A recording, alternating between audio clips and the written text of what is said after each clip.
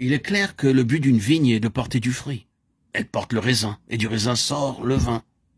Dans l'Ancien Testament, le vin est toujours le symbole de la vie.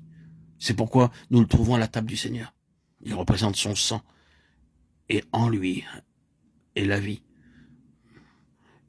Il l'a appelé lui-même le fruit de la vigne. Il n'a pas dit « je ne boirai plus de mon sang » jusqu'au jour où je le boirai nouveau dans le royaume de Dieu.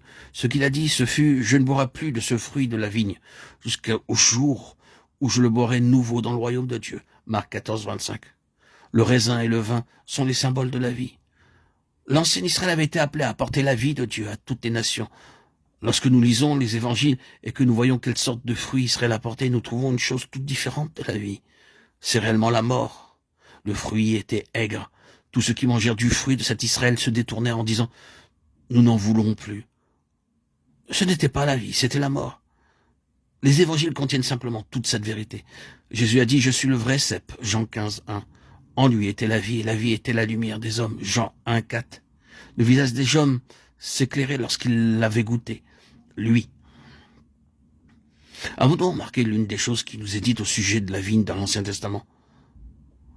Nous lisons dans Ézéchiel 15 que la vigne n'a pas d'autre but à son existence que celui de porter du fruit. Avons-nous jamais vu que quelque chose soit fait du bois de la vigne? Nous n'avons jamais vu de table, ni d'instrument, non pas même de canne, qui soit fait du bois de la vigne.